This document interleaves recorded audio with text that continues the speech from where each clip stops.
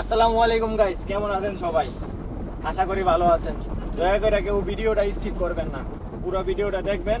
দেখেন এই এলাকার সাধারণ জনগণ কতটা ভোগান্তিতে আছে। এই জায়গাটা হইলো আপনার হাজী বাদশাহ মিয়া রোড, ডেমরা, ঠিক আছে? এই জায়গায় আপনার 12টা মাস এইভাবে পানি জমা থেকে ড্রেনের পানি যেতে পারে না। এই জায়গার এলাকার মানুষের যাতায়াতের সমস্যা, ঠিক আছে? এইগুলো দেখার মতন কেউই নেই।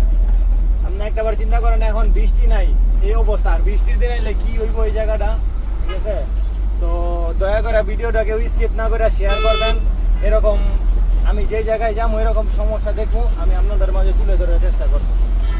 আর আমি সরকারের দৃষ্টি আকর্ষণ করতেছি, যারা দায়িত্বে আছেন অবশ্যই চেষ্টা করবেন এই জিনিসগুলো মেরামত করার, যাতে এলাকার মানুষের ভোগান্তিতে না থাকে, সাধারণ জনগণ সুন্দরভাবে চলতে পারে।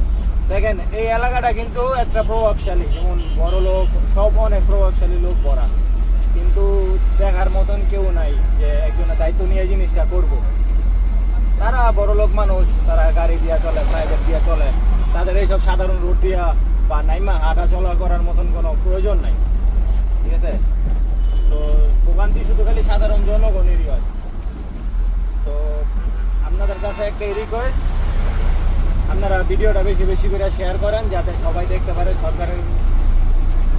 সরকারের কাছে যে পৌঁছায়, যারা দায়িত্ব আছে এই জিনিসটা যাতে সমস্যার সমাধান করে।